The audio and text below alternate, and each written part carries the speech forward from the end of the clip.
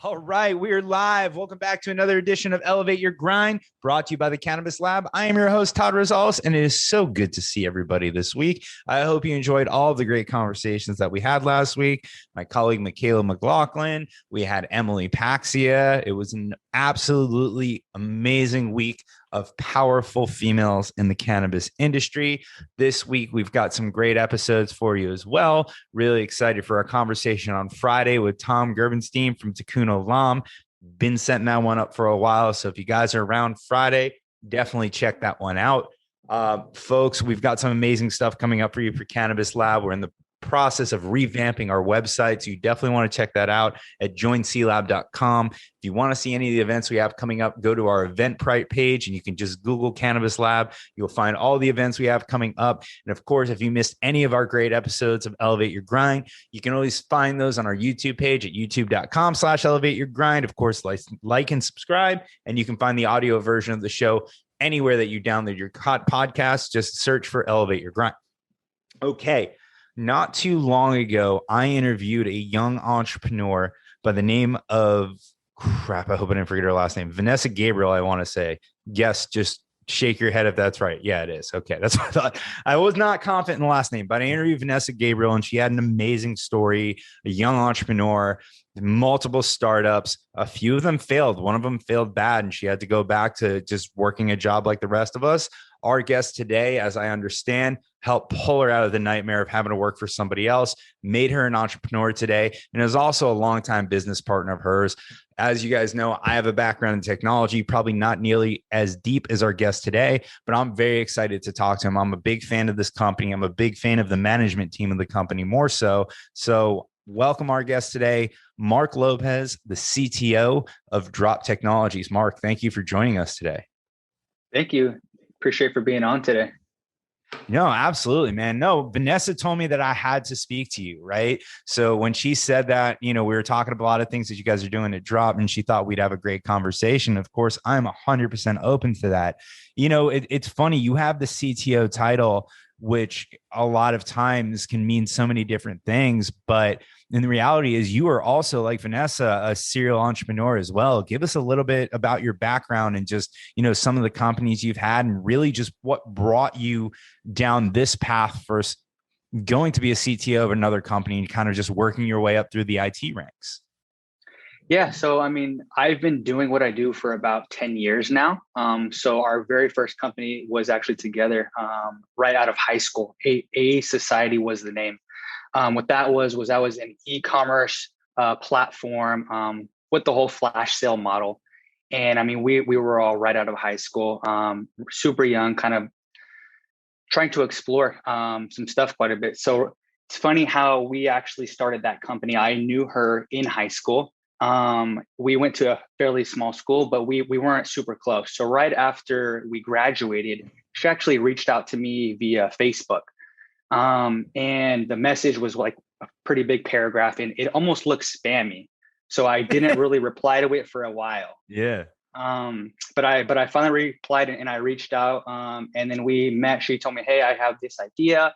Back then I, was taking photos. That was kind of my, whole intro into that world. But yeah, we started that company. We built a small team very quickly. We all had friends who were into fashion, hired interns, got a warehouse. The warehouse was really, really awesome. It was a blank slate. We built a whole photo studio from scratch, like massive photo studio. And we're really just going for it. So I got to stop you there 1 second, man.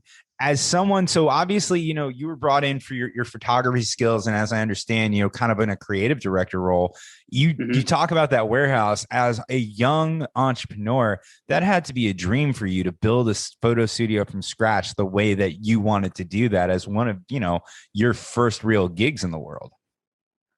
Honestly, it was truly a dream. Being that young, and then trying to figure out how to get some of these things done. Okay, how do we rent in a building? Okay, we got the building. Now, how do we build things? We hired a friend of a friend who helped us build, throw up walls and all of that. And what was really cool about the whole experience is we documented everything. We had like an in-house team for video, and everything was documented. And this was pre sort of like the YouTube days prior to the whole vlogging sensation, but we documented everything. We made videos, put everything live. And I mean, it was just a great experience. Yeah, we were really doing photo shoots, and we were doing it like we knew what we were doing, but we kind of just went for it. And I mean, we were hiring a ton of models, and it was just honestly great experience. And being that young, yeah, I mean, there was just so much to learn. I mean, to me, just the way that you guys talk about it, it sounded like you guys were professionals and you knew what you were doing. And this is really your first trip around it. I'm interested to know just like how these management teams get formed, because like you guys have been doing this for a long time now. So clearly you made the right decision for you all to work together. And obviously you and Vanessa make a great team, no matter what your skill set of yours you're bringing to the table. Was there some type of interaction or something that you did that might have stood out to her as to why she reached out to you in the first place? Because like you said, you weren't close friends. She reached out to you via Facebook, which to me says that she probably didn't have your number or confident enough number to reach out to you. So when she's like, okay, I'm going to make this my career and this is what I'm going to do for a job, now I have to convince somebody else to do it with me. And now I have to convince someone that I haven't talked to in a while. That's not an easy conversation. So I'd really be interested to understand how that genesis happened between the two of you. What pulled her back? What pulled you back into her ecosystem, or connected you guys? Was there something that stood out? Yeah, that's a great question. I mean, when I get into something, I really get into it all the way. So I was always doing photo shoots, even just at like small events, and would post these photos to the groups. And kind of was really the only one during that time period that was doing something like that, within our kind of circle. So I think from there, she kind of seen somebody who was driven and really loved doing what I was doing. And yeah. Very cool, man. Well, obviously, the first time you guys had an idea that I think was very ahead of its time. And then if I remember correctly, that even led to another great and I think you were part of this one too, the one that's kind of like the Instagram shopping feature where you guys made pictures essentially shoppable. I mean, the journey that you both took is very incredible. And that was, if I remember, the next venture that you guys got into after the original fashion business, right? So I was not a part of that one. That's when they moved to the East Coast. So during that time period, that's when I actually ventured back to going to school. So I started going to San Jose State, and started to actually just really get into computer science. And then at that point, I was approached with this is when I entered the second business, or my next business was while I was going to school. I actually, since I was doing photos, had a partner who was building a commerce site for vape, which is kind of what got me into the vape industry, which is what got me into cannabis. So I was taking photos for a pretty big site for commerce for vape products. And then from there, since I was going to school, had the idea to actually build an app for vape. So what this was a peer-to-peer sort of a marketplace that people can resell their old vape equipment. So since I was in this industry, I had a ton of like vape equipment. Some of them range from $300 to $400. They're extremely rare collectibles. That's when I then built this peer-to-peer platform. Was Very during cool, that time man. period. I do remember that now. So you kind of ventured off, you did your thing, got into the cannabis business. And I know that you eventually reached back out, but let's stay on this vein here, right? So your career is very much going down the photographer path, right? And you're doing a lot, and that's really the skill set that's bringing you to the table. When did it shift? And I feel like you've had this skill set the whole time. When did it shift from more of the visual creative director to more of the technological person, building out the apps, designing the technologies, really problem solving with technology? Because that, for most people, is an entirely different skill set. But obviously you possess both the creative and that kind of technology engineer mind as well too, which I got to be honest, is rare in a lot of entrepreneurs. Yeah, I mean, it kind of goes back to wanting to solve some sort of problem and just going after it and being creative and not putting anything in the way. So I was learning how to code. And I mean, just looking back to that first app, it probably looks really, really bad to what we're doing now, but the technology behind it was really, truly something that there wasn't many companies doing what we were doing. We were actually, someone would post something for sale and then someone would buy it, and that money would go into a holding up until the buyer received the product and approved it. So we Very were cool. using tech through Stripe, actually, when Stripe was actually pretty new during the time period, to actually accomplish that. But yeah. That's interesting, man. That's honestly, it sounds like you built the backbone for StockX before StockX existed. You just had StockX for vapes. Yeah, there during the time there was one other um, fashion company that was doing it for females. Yeah. Very interesting. And then, if I understand correctly, you also had another vape company that you found that you were part of after that as well, too. And then, was that more in the cannabis space, or was it still kind of in the customizable vape space? Because I know that there's a very big following in that area.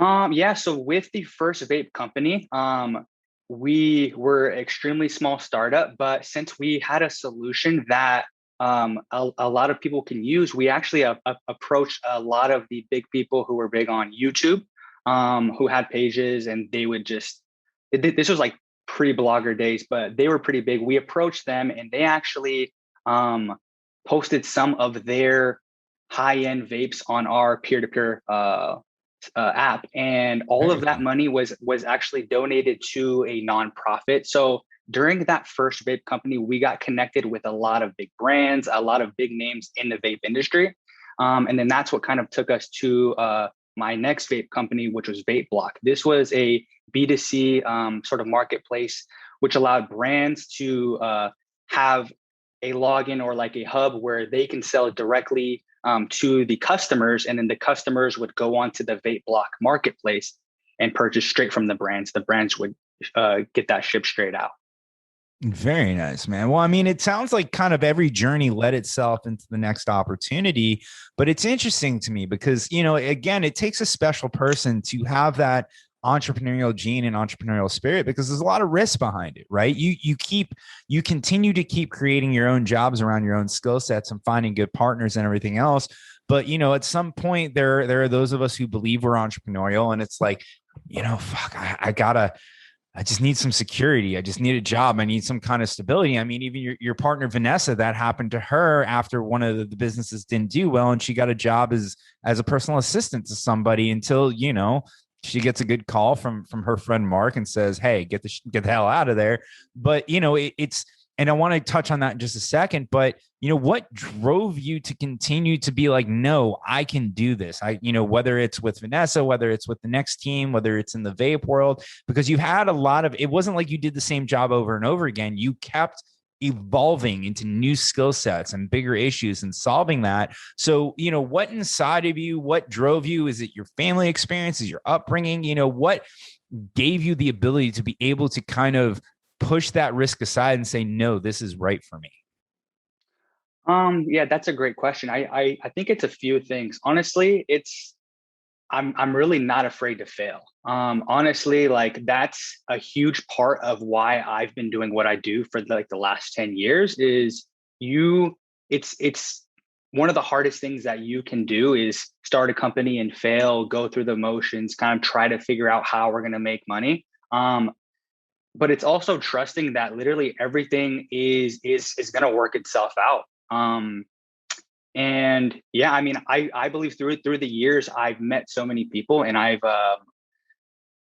believe with our current team, like we've really figured out how to, one, which is one of the hardest things, is just to launch a product. I know a lot of people who have crazy experience, but they have issues getting a product out there. That we've got really, really good at that.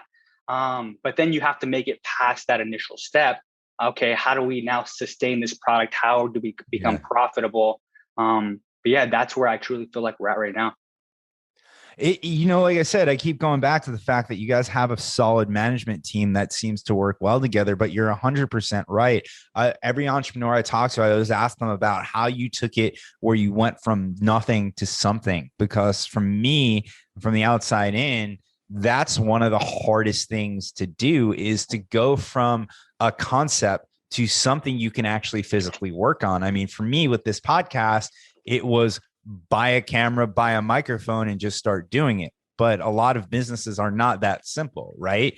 Your business is code, come up with a product. Does it solve a need? X, that, and other. So it's a very interesting path that you guys take, because you make a huge point. Getting a product to market is hard. But again, that's only 25% of the battle. Then you have to sustain it. Then you have to make sure that it's being adopted. Then you have to make it profitable, right? So there's so much to that journey that you guys have started to figure out. I mean, obviously with the success of Drop. So where do you go? Because you seem like you have the success in the vape space. I don't believe that the vape crisis affected you at this point yet or not. You can update us on that. But where do you get the idea? Because as I understand it, you were the one who came up with the idea for Drop and reached out to Vanessa to pull her back into the entrepreneur life. Yeah, I mean, it all goes back to kind of the past experiences, with Vape Block being the one that was a peer-to-peer marketplace. That really showed us that we can actually get an app out there and have a lot of people use it. So that brought us to our next one, which was Greenlight. So Greenlight was our very first venture into cannabis. Greenlight was an app which was order ahead / loyalty. So we launched this in 2018 in SoCal. And that really, from the very beginning, it didn't take off right away. It was an order ahead platform. So customers can save time. They didn't have to wait in line. And they can also gain points with loyalty. So we were only capturing about, I would say, 20 to 30% of the customers who were coming into a cannabis shop. So how were we going to capture the rest of them? So then we made it a requirement to pretty much have a customer-facing iPad where everyone wanted to sign in to gain these points. And then we created like this little display with the product that you can get for free, or not for free, but with points. From there, that's when we were now capturing from 20 to 30 to almost 100% of the customers that were coming in. So we really figured out how we can take this product and have every single shop or every single customer use it within those shops. And that is how Greenlight kind of blew up pretty quickly. Yeah. And then you guys were acquired very early on by Leafbuyer, if I remember correctly. Yeah, just about a year after our launch, or around a year. So yeah. So that had to be a nice ego boost for you guys, cutting your teeth on these other startups, not saying they were successful or not or anything else, but all of a sudden you get this idea in the cannabis space, and a year later, someone's already buying it from you. Like, I mean, that at that time, you have to be like, okay, we know what we're doing. We got this figured out. That had to be a great feeling amongst you and the rest of the team. Yeah. I mean, to us, we finally got a product past that launch stage. And got acquired. It was a great experience. I mean, that was one of the companies that we knew about within the industry that was also in tech. But yeah. Very cool, man. So the company gets acquired. You've got to win under your belt. I'm sure you've got to stay on for X amount of time with the transition and everything else. So where does the idea from Drop come? Is it like, we did it this way last time, but there's so much more we can accomplish. Is it just, okay, let's take another shot at this, or is it just you guys are addicted to the game at this point? So you had to get back in, where do you get the idea for Drop to now again go down the process and plan it and build it and execute and all that stuff? Yeah, so we knew that with delivery, that was a huge market that was not being addressed. There were some companies out there that were had one of the pieces. So we're an all-in-one solution. We're the only all-in-one solution. So what that means is our clients may have had 5 companies that they were working with. Now they're working with just Drop. So that is when we kind of had the decision to, okay, let's build all of these pieces in-house. We had to choose, okay, which ones are we going to actually build in-house? Which third-party sort of options are we going to run with?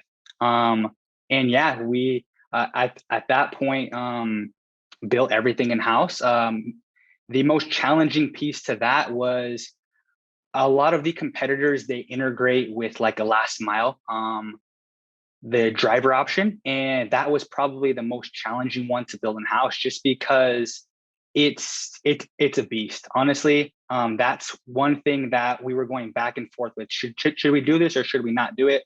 It turned out to be the right decision because we have full control over all of the data on that driver end, along with all the other data on the consumer end and everything else.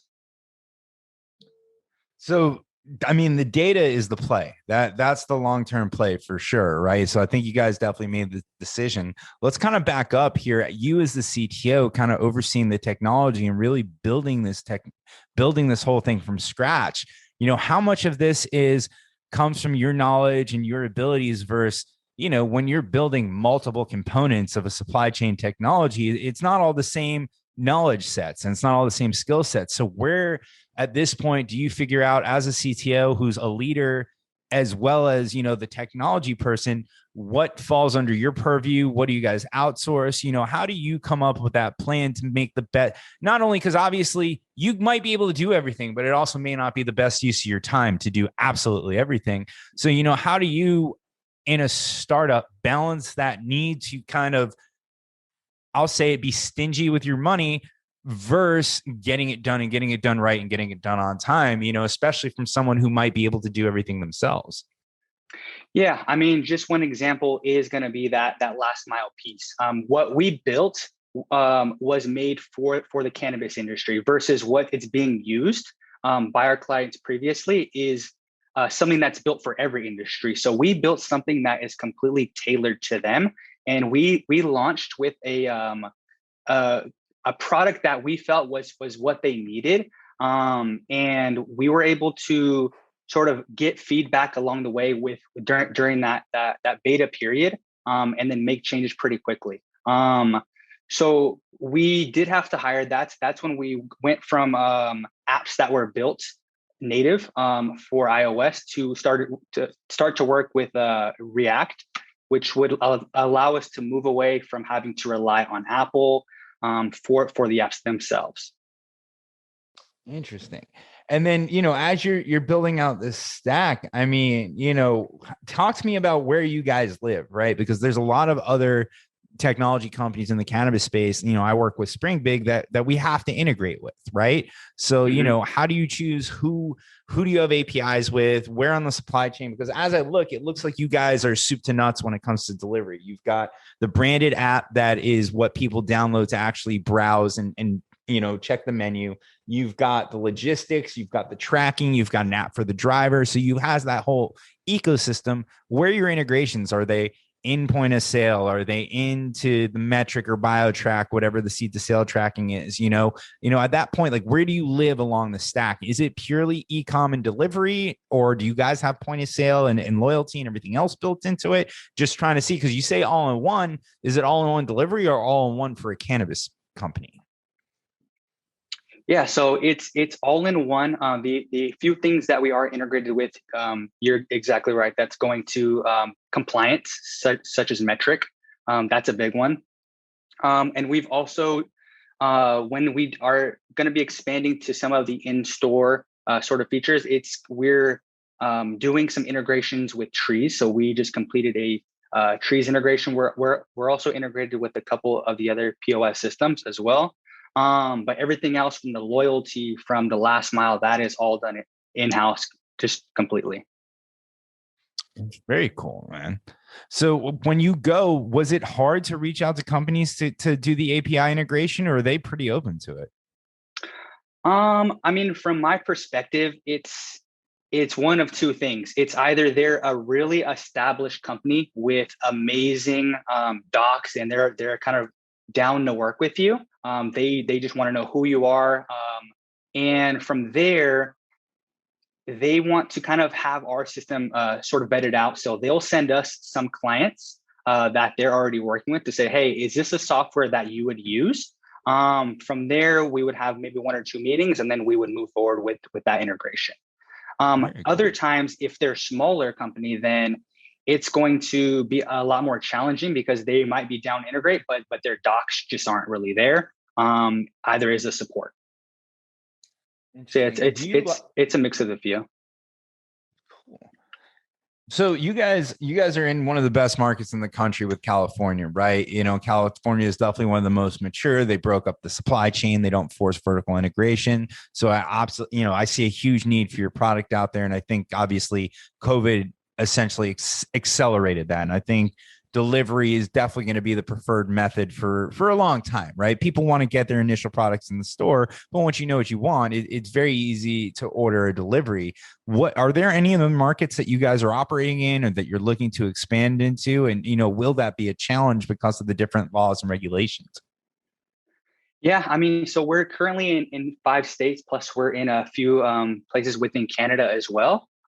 So as states do go legal, which they are pretty quickly here, it does take some time for them to figure out how it's going to work. So I mean, yeah, that has been a challenge just to see, okay, is this going to work in that state? But we have not done any marketing even to this day. We've done some press, very, very minimal. It's really all word of mouth as of right now. Okay. So, as the rest of the country opens up and you have different parts of the supply chain that need to be vertically integrated, does that actually make it easier on you because all of those pieces are under one house first in California where you have, a different company working every part of the supply chain? Yeah, I mean, I think it's going to be easier for us to kind of get in one of these markets. Yeah. Nice. Well, I mean, obviously that's exciting as you guys expand out to the rest of the country and continue to grow and scale. So, you guys have built an amazing platform. You're getting a ton of press. You're a very young management team. This is your second go round, at least in the cannabis space. What is Drop looking to do going forward? What are you looking to change? What are you looking to make easier? I'm sure as CTO, one of the things you do is obviously look for new features and functionalities and solve new problems. Are there any problems on the horizon that you think that you can work on to fix? Just kind of give us the general overview of what the forward-looking thoughts are.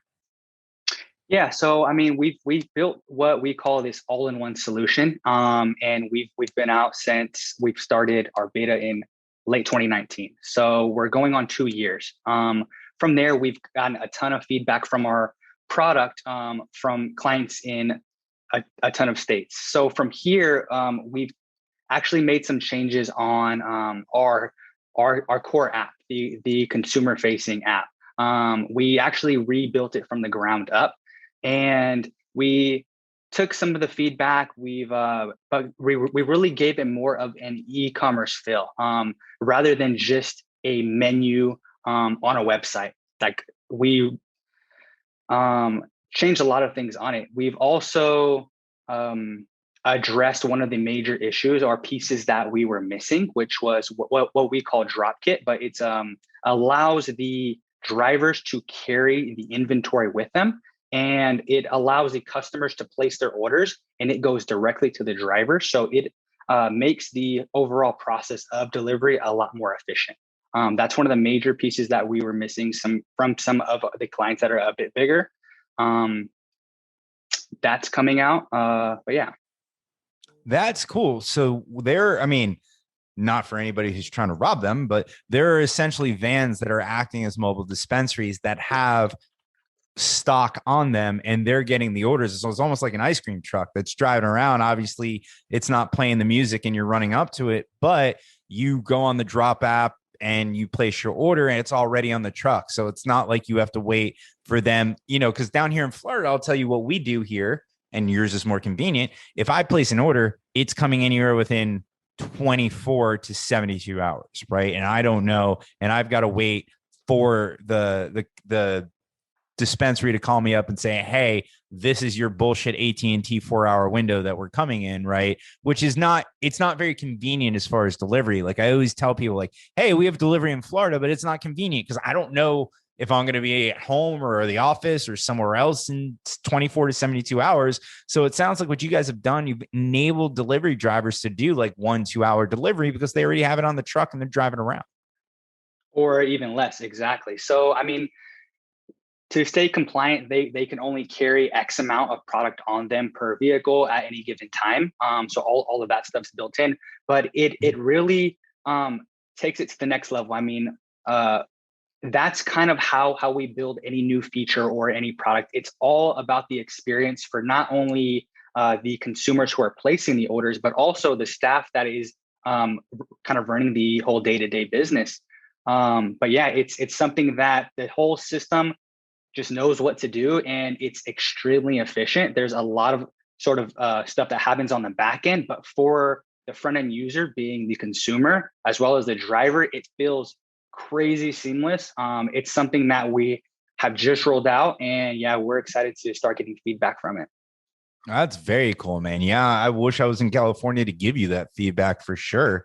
You know, on that note too, a rip and replace, as we call it in technology, or what you guys did is build the app again from the ground up. Was that an easy decision? Were you guys like, this has to happen? Or was that like, you know, if it's going to cost X and it's going to do this, so we really need to do a cost benefit analysis and everything else? You know, when you guys come together as a team, obviously, you know, I've heard you talk saying that customer experience is one of the most important things. Was that like, you're right, we have to do this for the experience? Or, you know, what goes into a decision like that to kind of blow away what you had and start over from scratch, because ultimately it's going to be better in the long run? Yeah, I mean, we really didn't just want to do like a reskin or just a small tweak to the app. We just on the UI point of view, it's completely brand new on most of the sections. But it was one of those things that it did take time to ensure that it was completely planned out. And I mean, we handled it as kind of as well as we could. We're finishing sort of the last about 10% of it this week. But yeah, I mean, it ran a lot smoother than we thought it would, getting clients over. But our biggest focus was ensuring that the end customer was not affected by this, that one day they go on the app and it's a brand new app. And I think that's sort of the benefits to the technology that we're working with, that we no longer have to deal with Apple and send a new build and hope that people update to it, hope that the app gets approved by Apple, that we can just make changes on the code on the fly and get that deployed. And the end customer, the next time that it's open, it's brand new. Very cool, man. That's awesome. Do you guys have payment processing integrated in it too, or is that still outside? Because I know that's a difficult one from a regulatory standpoint. That's going to be our next big integration. Is going to be integrated. There's 3 companies who we're going to be working with within the next few months. Very cool. I've got one I want to tell you about, but not on air. Definitely. We stop recording, I got somebody just interesting. You might be talking to him already. So it's a good friend of mine. He's been on the show. But yeah, man, listen, I love what you guys are doing. I'm jealous being in Florida, where our cannabis market kind of sucks. No offense, Florida cannabis companies. It's not you, it's the government. But you guys, you know, you're doing great. Vanessa was awesome on the show. I really love what you guys are doing. So we kind of talked about forward thinking. What are the long-term goals for you? You know, where do you want to see Drop going? Are you going to expand your technology capabilities? Are you going to go into other arenas? Are you looking to just continue to do what you do well and take over the world? You know, what's the plan for the Drop team, you know, a year, 2 years out? Yeah, so with the launch of these newest products, that being Drop 2.0, the consumer-facing app, Drop Kit being the inventory with drivers, and we've also planned on launching, which is the last major piece, being the standalone website, which is focused for people that are still on desktop, which also uses SEO. After that, it's really to get focused on the data aspect of it and really make the data work for our clients. I mean, we have all this data that we're capturing, but what can they really do with it? They're going to export reports. They're going to look at graphs. Are they actually doing that? Are they getting any value from that? We're in a situation where we have most, if not all, of the pieces that they're going to need in order to operate. So we can really put that data to work for them. and automate a lot of things with it. We don't want them to, they're already doing so much. They're having to worry about staff. We want to make their job easier, the choices that they make with their business easier, and really take that data and allow them to take actions with without too much thought, honestly. And that's something that's on our end is going to be a huge undertaking, but it goes back to the whole experience. But yeah, that's going to be one of the big things that we're going to push forward. It's funny in a big data play like this, the end customer, for the most part, and you can agree or disagree with me, they get this nice, beautiful dashboard that's easy for them to read, but they don't realize the amount of data queries and everything else that's happening in the back end for that dashboard. I'll give you a little insight into this. Like, a lot of them don't know what to do with it yet because they haven't had the experience. So part of what you guys are going to have to do is not only present them the data in a very nice, convenient way, which I'm sure you already have plans for, but you're going to have a team of people educating them on how to use the data. It's just, I've had this experience already, and it's just because it hasn't been available to us. So it's interesting. But once you teach them, they become addicted. So it's crazy. So I look forward to what you guys are doing. I think it's really exciting. You've got a lot of plans for the future. I'm sure you and Vanessa will be back on the show to talk about the expansions and everything else that you're doing, the new technologies coming out. Anything you'd like to leave us with before I let you go today? Yeah, I mean, I appreciate it. I mean, Drop has a lot of big things that are going to be coming out this year.